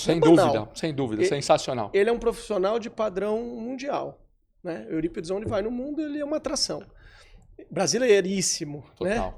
Né? Eu conheci o Eurípides porque ele ia uma vez por mês pegar o carrinho dele, eu não sei se ele te contou isso aqui, dirigir 4 horas até Bauru para se dedicar a um projeto social de implantodontia para famílias carentes, no Instituto Brandemark. E eu, em algum momento, fui advogado dessa turma por um outro amigão nosso, que é o Israel Schulwarker. Então, você vê que coisa bacana. Um homem no auge, né? Uma super referência. Ele parava lá 1, 2, 3 dias por semana para pegar o carro dele e ir até lá para atender as pessoas. E assim que a gente se conheceu. Então, além de tudo, é um super ser humano, um cara que eu admiro demais. Ele foi muito bacana. Que tem tanta história com o Eurípides, eu falei para ele tem que fazer mais uns 2 episódios com ele, que tem muita história de sucesso brasileira. Que é essa história sua, né? De, quer dizer, não tem almoço grátis, né? Para você chegar lá, não é fácil estar, imagino, lá, né? Quer dizer, office boy, onde muita gente começou, né? Office boy aqui, São Mateus, vai, estuda e os sócios do escritório falam assim, vem pro direito que é bom. E aí você gostou dessa história, mas aí como é que você se transformou atuando em professor? Não, olha só, então, primeiro é isso, aí entrei no mundo do direito. O mundo do direito é um mundo fascinante. Especialmente porque o mundo do direito é muito diverso, viu, Celso? O direito é uma formação, tem várias assim, que ele te dá, vamos dizer assim, técnicas, equipamentos para lidar com muita coisa diferente. Então, você quer ser advogado? Tá bom, mas você pode ser juiz, você pode ser diplomata, tem gente que sai de lá para ser escritor, você pode ser político. O direito é um jeito de pensar o mundo que te treina para muita coisa. E a faculdade de Direito no Largo de São Francisco, de onde eu fui, ela é diversa para burro. Então, tinha turma que estudava mais, que ia para estudar fora, tinha turma mais da política, eu era da turma da política, fui presidente do centro acadêmico. Ah, você foi presidente do 11 de agosto? Fui o tesoureiro e fui presidente do 11 de agosto. Uma coisa que me orgulha muito, porque é uma disputa ali, uma disputa política ali já terrível. É um começo político bacana. Mas aí eu saí da faculdade, Celso, e precisava fazer a vida. Claro. Né? A história de muita gente aí. Eu precisava ganhar dinheiro, organizar a vida e fui advogar. Né? Sempre gostei de advogar. E acho que foi uma coisa incrível ter advogado. A gente estava falando disso um pouco antes, né? Porque o mercado te ensina muito, cara. Te ensina... primeiro, assim, te mostra o valor do trabalho, dos processos, como é incrível o que muitas companhias no Brasil fazem, né? Como o Brasil tem um capitalismo também super moderno, de gente muito séria, de gente muito comprometida, que está lá para produzir resultados sociais bons para a sociedade, né? E, enfim, aí a relação com sócios, ter empregado, ter funcionário, essas coisas todas são muito desafiadoras e te ensinam muito. Então, fui advogar por muitos anos, era um cara, advoguei tecnicamente para um tema, mas fui rapidinho cuidar de área comercial como você e lidar com cliente e tal. Depois, enfim, de ter uma carreira que deu bastante certo na advocacia, bateu um pouco um vazio de assim, puxa, eu quero me dedicar mais ao meu país, quero estar mais próximo dos problemas sociais, quero lidar com problemas diferentes, e aí me aproximei um pouco da vida pública. E aí, né, há 3 anos fui trabalhando no governo federal, trabalhei na presidência da República 2 anos e meio, fui secretário lá, e agora estou vivendo esse período no Ministério da Justiça. Então, a vida é engraçado isso, né? Eu sinto uma coisa nos jovens, tenho um aluno, estou há 20 anos conhecendo a meninada de 17, 18 anos. Hoje ainda você tem Dou aula todo ano. Dá aula todo ano? Todo ano. Que bacana. Sempre primeiro ano, terceiro ano e pós-graduação. Então, você tem uma régua muito legal. A meninada está muito ansiosa hoje. Eles acham que com 17, 18 anos, eles parecem que precisam definir a vida toda. E a vida não é assim. A gente não tem esse controle sobre as coisas. Que ótima dica. Não é isso. Você tem que ter um plano. Não dá para também ter a vida sem plano. Claro. Mas você também tem que ter flexibilidade, que a maré vai te levando, as coisas vão acontecendo, e você não consegue planejar tudo e controlar tudo. Então, minha vida foi uma vida de um cara... Eu sempre gostei de estudar, então, ao longo desse período, fiz mestrado, fiz doutorado, fui para fora estudar, voltei. Ser professor da USP é uma coisa que é muito difícil, você tem que fazer concurso. Eu fiz 2 concursos, passei no segundo. Também é isso, no primeiro eu não passei. Essa coisa toda da frustração, que também a meninada tem tido um problema com isso e tal. Essa é uma característica dessa geração mais nova agora, né? Acho que vem aumentando a cada ano, vem aumentando a cada geração essa ansiedade, né? Por achar que se vai definir o futuro, que é rápido. E posso dizer, né, com os cabelos brancos vão chegando, que não dá, que tem coisas que etapas que não dá para que não vão ser puladas, né? Você precisa viver algumas coisas, tem coisas que você precisa de casca para estar evoluindo. Referência. Tudo na vida é referência. Então, Desculpa. nós estamos aqui batendo papo no teu belíssimo programa que chama Sucesso Brasileiro. O que é sucesso? Podemos falar disso depois. O que é sucesso para uma sociedade é uma referência que ela construiu. Sim. E isso muda ao longo do tempo. Na geração dos nossos pais, você entrar numa grande companhia com 17 anos e aposentar lá, era uma carreira lindíssima. Sem dúvida. Né? Eles teriam muito orgulho. Entrei lá na Ford, na Volkswagen, entrei lá ajudante, saí diretor. Era uma coisa linda. Nessa geração atual, isso é quase um crime. Eles não conseguem entender isso. Parece uma coisa de estabilidade. Estabilidade é uma coisa ruim. Né? Porque as referências de sucesso vão mudando. E as pessoas vão se guiando na sociedade pelas referências. Mas por que eu estou dizendo isso? Porque a gente está trabalhando hoje numa sociedade que os modelos de referência são modelos impossíveis, equivocados. Ninguém vai estourar e fazer sucesso com 25 anos, 26 anos. Vai ter um caso, vai ter outro, mas isso não serve como padrão social. Né? E também que tipo de sucesso é esse? Que é um sucesso efêmero, que passa em 5 minutos, sem nenhum tipo de sustentação social. Então, assim, a nossa moçada, a nossa meninada vai ter que achar... Porque ninguém vai atingir os seus sonhos todos com 25, 30, 35 anos. Tem um tempo, tem o tempo das coisas, o tempo do aprendizado, o tempo das frustrações. Coisa que me assusta, Celso, com os alunos, assim, eles não conseguem mais lidar com frustração, é muito difícil isso para eles. Sim. Tem muita dificuldade de tirar uma nota baixa. É. Na minha época, você tirava 5.1 e ia beber, era festa, entendeu? Hoje eles tiram 8,5, eles ficam em pânico. É mesmo? Porque não tiraram 9. Tem essa ansiedade, faz parte da frustração. E o ideário faz de parte perfeição que vem de um mundo falso. É um mundo de rede social. Que não Toma existe. muito cuidado com esse mundo. Esse mundo não é real. Mundo de rede social não é toda essa maravilha que se fala, né? É claro que tem as exceções, né, Paulo? Então, é claro, e sempre teve. Né? E na minha época de moleque, já tinha. O que você quer ser alguma jogador de futebol? Que tá bom, jogador de futebol você até vai conseguir acelerar o sucesso, mas são 10 Isso. em 10 milhares, milhões. São talvez. 10 e 10 milhões. Né? O mundo hoje de influenciadores também são 10 em 10 milhões, a mesma proporção. Então eu acho que essa é uma boa história de saber, uma boa dica de saber lidar com a nova geração saber lidar com as frustrações, né? E Paulo, ainda essa sua guinada para a vida pública, né? Você estava lá, São Francisco, direito, fazendo, advogando, e essa esse desejo de fazer mais, assim, teve muita dificuldade nessa adaptação, ou como você já vinha de ser o presidente do 11 de agosto, do centro acadêmico, dessas coisas, você rapidamente se encontrou ali, Paulo? Porque você é uma pessoa extremamente, e todas as coisas que você escreve, que você fala, tudo, extremamente competente, de competência técnica, que é o que a gente quer, né, nos governos, independente do governo, mas que tenha gente que saiba fazer ali. Como é que foi essa sua entrada, sua adaptação no mundo de gestão pública? Não, primeiro, obrigado pelo elogio. Olha só, Celso, assim, primeiro assim, eu sempre tive um princípio na vida que não é fácil fazer e também tem um pouco a ver com o mundo de hoje, que é assim, eu fui advogado por muito tempo, eu gostava de ser advogado, eu era um bom advogado, mas eu nunca permiti que a minha vida toda se resumisse a isso. Então, por exemplo, fiquei muitos anos estudando filosofia, meu mestrado é em filosofia, meu doutorado é em história do direito. Muita gente olhava para mim e dizia, bicho, mas você é advogado tributarista. Por que você está estudando Platão? Por que você está estudando Kant? Porque a vida não pode se resumir só às dimensões da oportunidade, entendeu?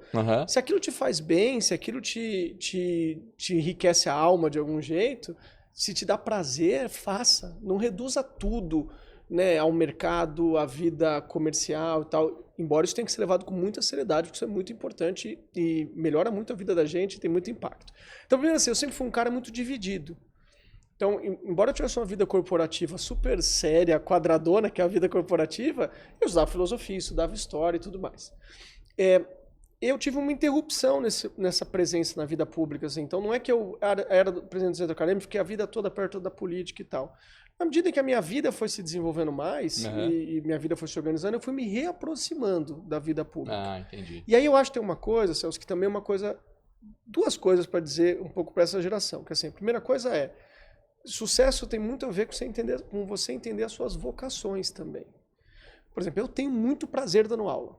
É uma vocação, cara. Você sabe quanto ganhou um professor da USP? Eu nem vou contar aqui para não gerar tristeza no nosso papo. Muito menos do que devia, com certeza. Não tem dúvida. E não é porque é da USP, não. Mas muito menos é um salário irrisório. Eu tô lá porque me dá muito prazer esse troço. Eu tenho vocação, né? Sim. Também ao longo da vida eu fui percebendo que eu era um advogado bem sucedido, que aquilo era bom para mim, melhorou a minha vida, melhorou a vida da minha família, mas não era a minha vocação, não era onde eu me sentia mais confortável. E aí fui me aproximando dos temas públicos. E aí a segunda coisa que eu queria dizer, a gente vive uma crise desse negócio também, viu, Celso? Assim, e eu acho até que isso a sociedade brasileira está se politizando mais. E isso é bom. Porque nós precisamos ter mais gente que tope ir para a vida pública. Sim. Precisamos ter mais, não precisa ir a vida toda. Eu, por exemplo, eu não pretendo ficar a vida toda na vida pública. Daqui a pouco eu volto para minha advocacia, volto para minha vida privada. Mas você precisa ter mais gente se dispondo a fazer parte desse mundo e disputando esse mundo e participando disso. Então, quando eu senti que, primeiro, porque, e esse é o ponto, viu, Celso? O Brasil pode estar chegando num momento de não virada. Se as pessoas não se apresentarem para fazer isso, eu não sei o que vai ser do Brasil em 20, 30 anos, com tanto crime, com tanto problema, com uma série de coisas. Então, é isso. Assim, eu acho que eu fui me reaproximando da vida pública, fui me envolvendo mais nos problemas, e aí, no momento, os convites vêm, a gente aceita e vai viver isso, sabe? E tem funcionado bem, né, Paulo? Acho que ótimo ponto seu, né? Da gente atrair mais gente para a gestão pública, tirar esse preconceito de que não é bom, que não sei o quê, porque é muito bacana falar com pessoas competentes como você assim. E tem funcionado. Eu achei lá, você tem uma ordem, você recebeu a ordem do mérito do Ministério da Justiça. Acho que tem até uma fotinho sua aqui, não é isso? Eu e minha esposa aí. Você é sua esposa e tem algo no seu peito ali, que aquilo é uma ordem do mérito, né? O que é esse exatamente, Paulo? Eu recebi duas, na verdade. Eu recebi essa ordem, que é uma ordem que a gente recebe do Ministro da Justiça. Eu recebi uma do Presidente da República também. Né? Isso é uma coisa que se faz no Brasil, que é uma coisa bonita, na verdade, para quem vive isso, que é o Presidente da República, eu recebi uma do Presidente, recebi uma do Ministro da Justiça, homenagear pessoas que se entende que prestaram contribuição ao país, que deram, né, um papel. Porque a verdade da gestão pública também, viu, Celso? Assim, é lógico, você tem hoje problemas no Brasil que precisam ser resolvidos. Por exemplo, o problema dos super salários.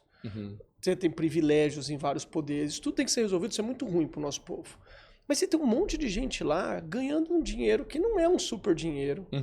Eu trabalho muito mais no governo do que eu trabalhava na vida privada. Muito, não dá para comparar.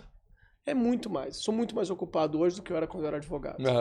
E você faz isso porque você acredita, porque você tem vocação. Então, essas pequenas coisas são momentos em que, né, o presidente, o ministro, vamos dizer, se agradece as pessoas que estão fazendo isso, né? Enfim, que bacana. Fico feliz de ter recebido. Que bacana, tá lá, parabéns. Eu estava vendo lá no Instagram, achei muito legal que tem esse reconhecimento, que acho que também ajuda, né, a motivar pessoas que estão lá, que fazem porque se sentem bem, porque acreditam, né? Mas você sabe o que é mais recompensador, Celso? Não é isso, não.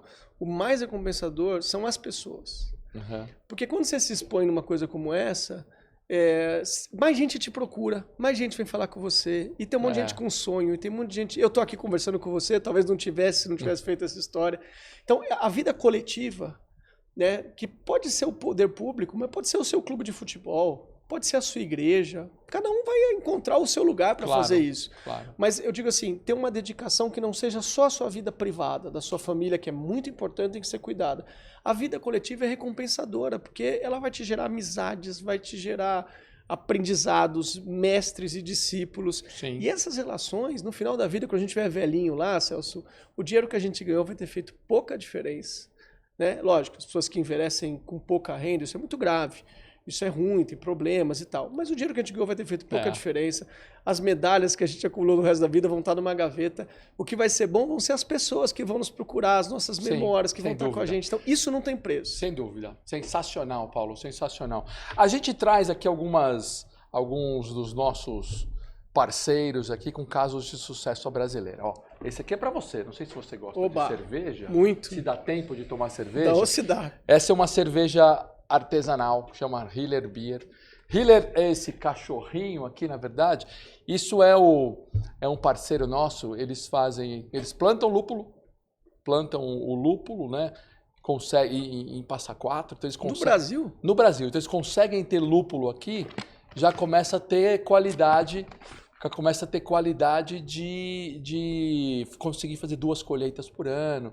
E com essa história do lúpulo, eles começaram a fazer cerveja. Né? Então montaram a cervejaria, começaram a fazer, então tem todo um lado bem de sucesso brasileiro aqui. Essa o presente eu quero, mas vamos deixar aqui para eles ficarem bem... Fica aqui o Hiller Beer. E é muito bacana, eles estão colocando agora, vão querer fazer a cervejaria numa experiência perto da plantação do lúpulo, para a gente poder ir lá fazer degustação. Então é um caso muito bacana. E eles fizeram uma tiragem para nós aqui, você vê que tem aqui uma Hiller Beer, ó, uma tiragem de sucesso brasileira. Então, que legal, parabéns. Esse é o primeiro. Adorei. Muito bacana. Esse é seu presente aqui. Tem mais uma empresa também que nos ajuda aqui, que é o Cashbank. Também é um outro caso muito legal de sucesso. O Marcelo Ramos esteve aqui e eles chamam de Banco do Colaborador. Como é que funciona isso muito rapidamente? Então, é um banco cheio né, você consegue receber, a empresa vai lá e coloca a sua folha de pagamento no cashback e tem um benefício inovador aqui. Paulo, vou explicar em poucos segundos. Imagina que todo mundo precisa de um pouco de dinheiro para completar o seu orçamento. Está recebendo lá pelo cashback. Eu preciso de pegar R$1.000, né? Eu posso tentar ver com a empresa, se a empresa vai me adiantar, mas a empresa não tem adiantamento. Eu vou no cashback, eu posso pegar lá, por exemplo, R$1.000, R$500 de empréstimo, R$1.000 de empréstimo. Então, vou pegar esses R$1.000. Vou ter os juros de R$300 para pagar isso, sei lá, pagar em 2 meses, vai dar R$300 para arredondar minha conta aqui. Quando eu pego R$1.000 e vou pagar, sei lá, R$300 de juros, esses 300 eles devolvem 100% em benefícios, né? Em cashback. Falei, o Marcelo estava aqui, eu fiz essa mesma cara que você, falei assim, Marcelo, tem pegadinha. Que negócio é esse? Como é que funciona isso? Não, Celso, 100% você consegue usar esses R$300 na hora que você pega 1.000, e eu estou testando, estamos usando lá também lá na empresa, você consegue pegar esses 300 e usar em benefícios dos parceiros que eles têm, não uma centena de parceiros. Que legal. Eu consigo usar, eu quero usar R$50 no aplicativo de transporte, no Uber, no 99. Eu vou usar lá um voucher de 60 aqui no shopping para poder almoçar não sei aonde. Então ele tem uma rede de parceiros que aqueles R$300 você consegue usar. Então ele falou assim, cara, nós estamos fazendo a disrupção para que os juros, que não é o colaborador que tem que pagar esses juros, né?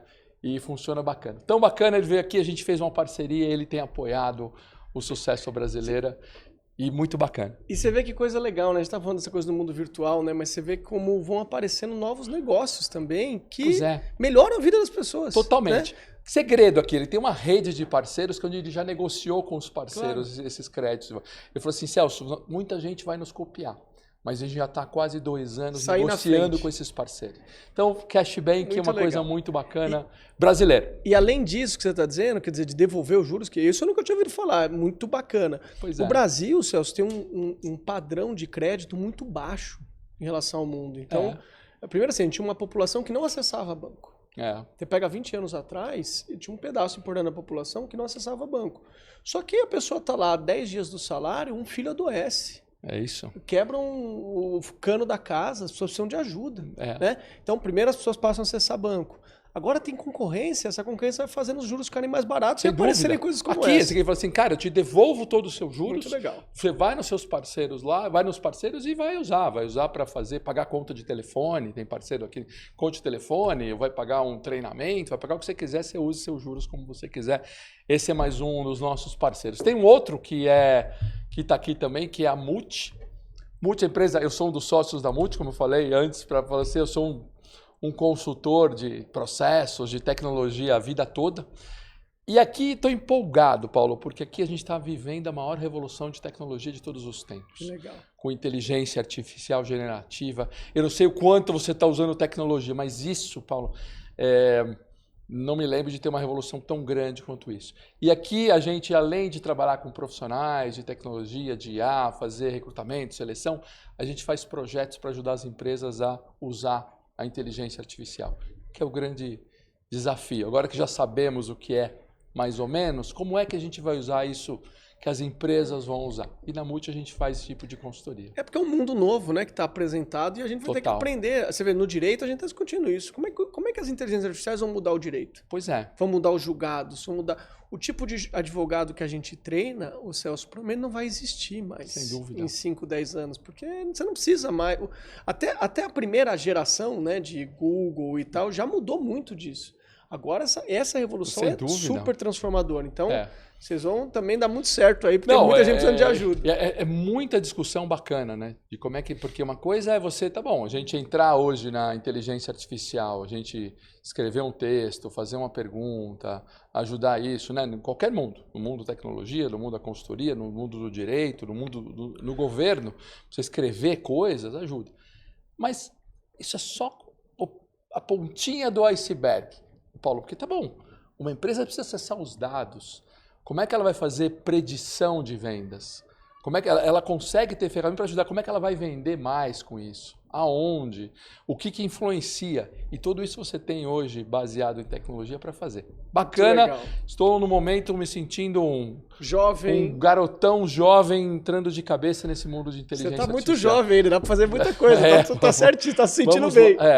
E o último parceiro nosso aqui hoje que a gente tem é uma empresa chamada Cynix, que apesar desse monte de consoante, é uma empresa brasileira, né, que faz painéis de LED. Legal. Eles têm... não é tudo brasileiro, né, porque muita coisa é produzida lá fora, mas ele juntou já hoje 4 empresas que conseguem fazer qualquer projeto. Então eles fazem painéis de LED, sabe esses painéis grandes que tem em shopping, painel de controle, em hospital, elevador. Então ele faz painéis de 8 metros por 3, faz esses painéis redondos, aquelas salas imersivas. Então qualquer projeto usando LED, a Cynix consegue fazer. Esses painéis hoje, essas salas imersivas, você tem LED no teto, LED nas paredes, LED no chão, você clica lá praia e você se sente numa praia. Então aqui... E muito bacana, ele tem... Bom, o Luiz Alexandre é um cara que também é sensacional, ele tem feito tantos projetos, a gente tem... Até alguma das pessoas que vieram aqui começaram a se interessar e foram atrás para fazer esses projetos que cabem aí hoje em qualquer negócio. Então a gente vai trazendo esses casos de brasileiros que começam a fazer a diferença e que vão nos enchendo de orgulho com boas soluções. Muito Paulo. Legal, sucesso a todos eles, muito bom. É muito legal. E Paulo, onde é que você pretende estar daqui a 15 anos? Rapaz, pergunta difícil. Difícil. Agora vai ficando mais difícil no final. Pois é, tô vendo. É um videogame. Vai ficando mais fácil. Olha só, assim, eu acho que é engraçado isso, né? Isso tem a ver com tudo que a gente estava discutindo, assim, né? Eu acho que essa coisa de ficar postergando a felicidade também é um grande erro. Sem dúvida. Então, se você está feliz no que você está fazendo hoje, é um bom sinal, né? Então, eu digo assim para você, eu não quero que minha vida esteja muito diferente daqui a 15 anos, não. Uhum. Eu gosto de dar aula, quero continuar dando aula. Legal. Talvez fazendo mais coisa, pesquisando mais, tendo mais grupos de pesquisa e tal. Não sei se eu aguento ficar no governo muito tempo, porque governo cansa, mas também não me vejo como um cara desconectado desse mundo, né? Eu sou um sujeito que tem isso, tenho vocação, gosto da coisa pública, gosto do debate público, gosto dos temas sociais. Também quero estar conectado com isso. Não sei se lá no governo, ou talvez escrevendo, participando, dando aula e tal. E voltar um pouquinho para a advocacia. Então, Paulo, como é que você se vê em 15 anos? Me vejo professor, talvez advogando um pouco, e inserido na vida institucional, política brasileira, participando dos debates, que nós temos muito por fazer como sociedade. Então, não me vejo muito diferente, não. Acho que queria trabalhar um pouco menos, mas tirando isso, acho que continuar um pouco essas coisas todas que eu tenho desenvolvido. E nisso que você fez, você tem realmente muito sucesso e não só o professor Eurípides, mas depois mais gente, quando eu comecei colocamos na nossa curadoria aqui de convidados, muita gente foi assim, pô, o Paulo é um cara para você conversar. E como sendo um cara de sucesso, o que você entende por sucesso? Outra pergunta de 1 milhão, né? Quase. Olha só, eu acho que eu esbocei um pouco a resposta aqui nessa última. Assim, sucesso, Celso, é ser feliz. Tudo bem, não resolveu muito, porque esse conceito de felicidade é um conceito diferente, né? Difícil de definir. Mas eu acho que a felicidade tem a ver com algumas coisas. Então, primeira coisa, tem uma coisa, eu falei de filosofia, tem uma coisa lá na filosofia platônica que eu gosto muito, que é assim, você diferenciar o que é bom do que é agradável. Tem coisas que parecem boas, né? Vou dar um exemplo bem bobinho. Né? Você vai lá, um dia come muito e tem um prazer ali da comida, né? Sem caminho e tal. No outro dia você não acorda bem, aquilo não faz bem pro teu corpo, você bebeu demais e tal. Isso parece bom, é agradável, mas não é bom. O bom, às vezes, é até desagradável. Tem momentos da vida que você tem que estudar muito, trabalhar muito, se sacrificar muito, né? Tem uma fase da vida, que os filhos estão pequenos, quem tem filhos e tal, que é uma fase muito sacrificante da vida. Eu não conheço ninguém que teve filho e se arrependeu. Eu disse, eu preferia não ter tido esse filho aqui. Foi bom, foi maravilhoso, mas foi agradável? Em alguns momentos foi difícil, ficar sem dormir, aquela vez da doença e tal. Então a primeira coisa eu acho que sucesso não tem absolutamente nada a ver com dinheiro. embora dinheiro tenha um papel, não tem absolutamente a ver com títulos, não tem absolutamente a ver com reconhecimento. Isso aqui eu vou fazer um parênteses depois. Tem a ver com ser feliz. E ser feliz é guiar a sua vida por coisas boas, né? Ou seja, coisas que são consistentes no longo prazo. Mesmo que elas sejam em alguns momentos desagradáveis. Ter que estudar muito, ter que trabalhar muito, ter que cuidar de pessoas no momento que você não está bem e tal. Então, ser bem-sucedido é ser feliz. E aí tem uma coisa que é inevitável, até quem fala sobre isso, muita gente escreve sobre isso, né? Sobre as últimas reflexões na morte, não sei se você já leu sobre isso. Isso é um lugar comum. A felicidade tem a ver com as pessoas.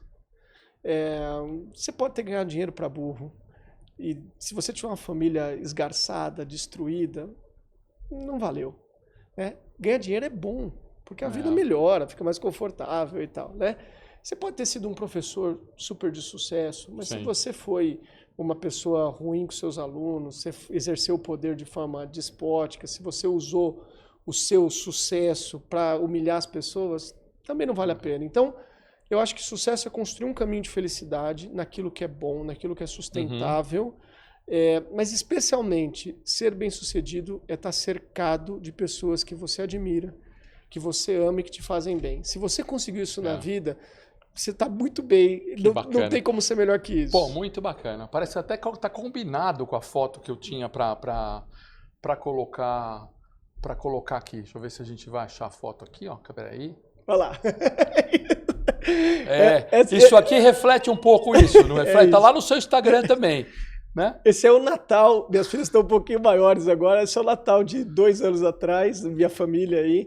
A Júlia, que é minha esposa, a Beatriz e a Luísa vestida. Uma vestida de sereia, outra sereia, de princesa. Sensacional. Eu tenho filha, tenho filho e filho. Eu tenho filha, me identifiquei com essa coisa e tenho felicidade. Isso aqui faz parte de estar rodeado de pessoas que te fazem bem, né? É só isso, é tudo gente, meu amigo. É tudo gente. E a história do Platão não sabia. Eu até tive aula de filosofia, mas estou reaprendendo com você, professor. Tá lá no Gorgias, no diálogo do Gorgias. De bom e agradável, né? Isso é Platão? É Platão. Isso é uma coisa que a gente confunde muito, né? Muito bacana. Porque a gente acha que o bom é o agradável. O agradável leva a gente para os prazeres rápidos. Sem dúvida. Para os prazeres, né? Que são bons até, mas deixam um pouco. Mais um pouco para a gente anotar aqui, para quem está tomando nota. Ou depois volta, assista o episódio de novo aqui. Muito bacana. E você já deu muita dica legal aqui. Muitas dicas que a gente foi falando, você foi trazendo. Mas se você puder resumir para quem está lá e quer seguir a sua linha, não obrigatoriamente os estudantes de direito, seus alunos, mas em geral, quem fala assim, olha, quem quer ir para ter esse aspecto social, de vida pública, ou quem quer advogar, ou para quem quer ter sucesso na vida, que dicas que você daria, Paulo? Puxa, isso é talvez mais difícil do que outra pergunta, mas vamos ver o que eu consigo dizer. É a última, mas a última é mais difícil mesmo. É isso, é o desafio final do programa. Desafio final. Olha só, Celso, um pouco eu já falei, eu acho que assim, não dá para fazer nada sem prazer, sem satisfação. Quer dizer, uma coisa do mundo de hoje é um pouco essa coisa também de postergar a felicidade. Você diz assim, não, eu vou ralar muito aqui porque eu vou ganhar dinheiro e vou ser feliz lá quando eu ganhar dinheiro. Ou eu vou ralar muito aqui porque eu vou ser um professor da USP e quando eu for professor da USP eu vou... Isso não existe. Essa postergação, você tem que fazer coisas que podem te dar trabalho. Você vive momentos que a gente está mais cansado, que a gente, né, coisa do bom e do agradável de novo.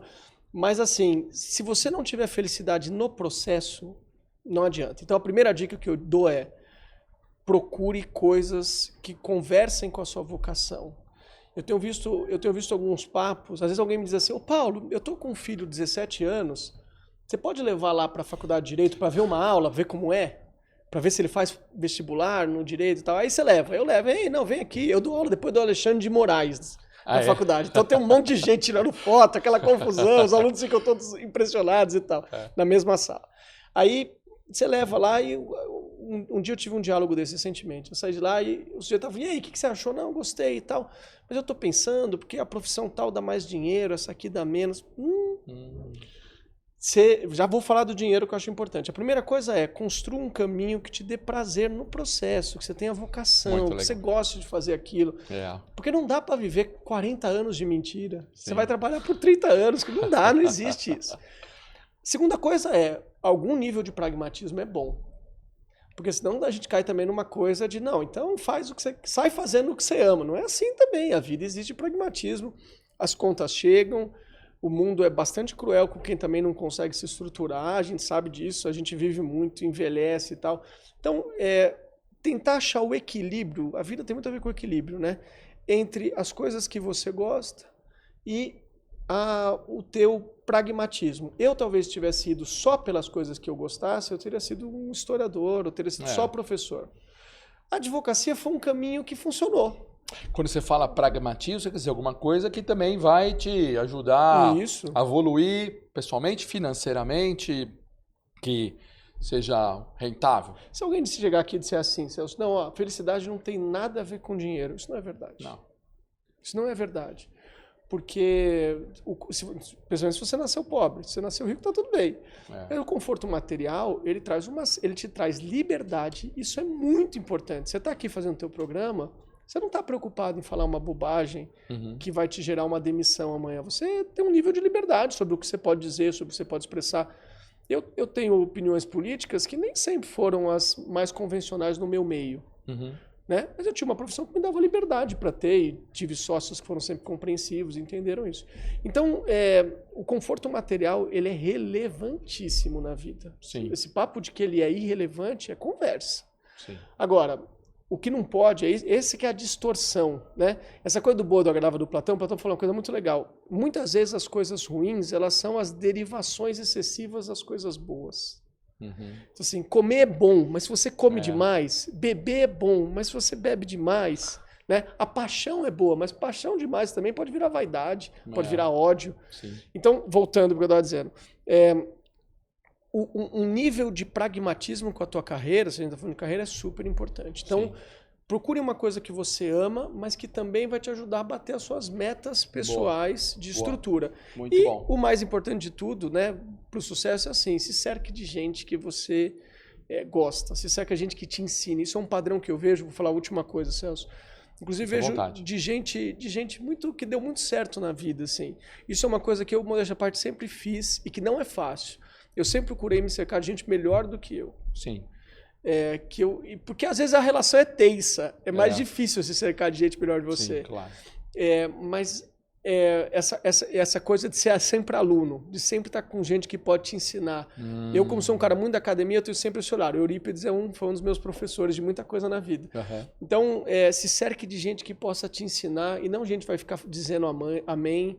Isso tem a ver com casamento, isso tem a ver com um monte de coisa. E não gente vai ficar dizendo amém, que vai topar tudo que você quer, porque às vezes você precisa ser contrariado para ser feliz, às vezes você precisa ter alguém que enfrente as coisas que você acredita para que você possa chegar numa solução melhor. Então, faça coisas que você ame, sem algum nível de pragmatismo, isso é muito importante, e se cerque de gente que te enfrente, que te ensine, porque esse extrato desses debates sempre faz a gente ficar melhor. Das melhores definições de sucesso que eu já vi aqui. Que bom, que bom. Sucesso aqui. Eu ia resumir até, eu ia falar exatamente isso. Faça um pouco que ame, mas o mundo não é cor-de-rosa, com um pouco de pragmatismo e cercar de gente que está sempre te ensinando. Que aula, professor. Imagina. Que aula, professor. Nem parece, estamos aqui há quase uma hora conversando e o papo fluiu rápido, ainda tinha mais coisas para fazer, mas teremos que fazer outros. Vamos fazer. E ó, Celso, falei no começo que eu falo de novo, incrível o que você tem feito aqui, de mostrar uma face, não, eu sou mais um aqui que você, pela generosidade, me chamou, mas mostrar uma face de um Brasil que é sério, bem-sucedido, trabalhador, que tem sonhos, que tem paixões e que ascendeu. Então, você tem feito um grande trabalho para o país. Parabéns, um orgulho estar aqui com você. Putz, não, obrigado. Prazer imenso ter você aqui. Como nós falamos aqui antes de começar, eu vou te pedir sugestões, como sempre peço para todo mundo, de pessoas que a gente acha que tem que vir aqui para a gente, de uma vez por todas, acabar com essa história, esse complexo de vira-lata, que o Brasil só tem problemas, tem problema econômico, social, violência. Temos sim problemas, Paulo, mas a gente tem tanta coisa boa, a gente tem tanta gente, tanto brasileiro em todas as áreas, esse continente que você falou, nosso aqui, né, esse país continental, tem uma diversidade de todos os povos, de todas as coisas, que a gente tem que valorizar e continuar motivando e criando esse sucesso aqui, cara. Deixa eu falar uma coisa final. Eu falo muito, é um perigo Fica à vontade, fazer papo comigo. Sensacional. Eu tive a oportunidade que a vida me deu, morei em 2 dos lugares mais envolvidos do mundo. Morei em Boston, morei em Genebra. Pô, sensacional. Norte dos Estados Unidos, né? Os Estados Unidos é muito desigual também. Os Estados Unidos tem lugares muito pobres também. Isso. E Norte dos Estados Unidos e na Suíça. E vou dizer para você, meu amigo, eu não troco mais um dia do Brasil por morar fora de novo. Tem gente que faz isso bem, não é uma crítica a quem faça, mas para mim, com todos os nossos problemas, não podemos também vender um Brasil cor-de-rosa, porque o Brasil é um país muito violento, especialmente para os mais pobres, o Brasil é um país muito difícil e gera muitas dificuldades, mas tem coisas no Brasil que é difícil achar fora do Brasil, né? O calor das pessoas, o jeito que a gente organiza as nossas amizades, uma sociedade aberta, vibrante. Então, o Brasil tem problemas, o Brasil tem ganhos demais, tem ativos demais, é um país para a gente ter orgulho também. Sem dúvida, sem dúvida. Um pouco esse é o espírito do sucesso brasileiro. Eu queria agradecer muitíssimo a sua presença, muito bacana a gente falar não só de tudo que a gente falou de consumidor, e bom saber que tem pessoas como você que estão lá criando, ajudando a defender para que essa história do consumidor, mas toda essa sua história de vida, queria agradecer muito aqui a sua presença, cara. É um super prazer, conte comigo sempre, sucesso ao programa que vai muito longe, tenho certeza. Você é um baita sucesso à brasileira, obrigado Paulo Celso Pereira. Pessoal, é isso, falei que o episódio, para ficar até o final, que o episódio já está fantástico, aquele episódio, pessoal, que vale a pena voltar e assistir de novo, que tem muita dica bacana do professor. É isso então, fique atento, nos vemos no próximo episódio. Sucesso Brasileira. Valeu, galera.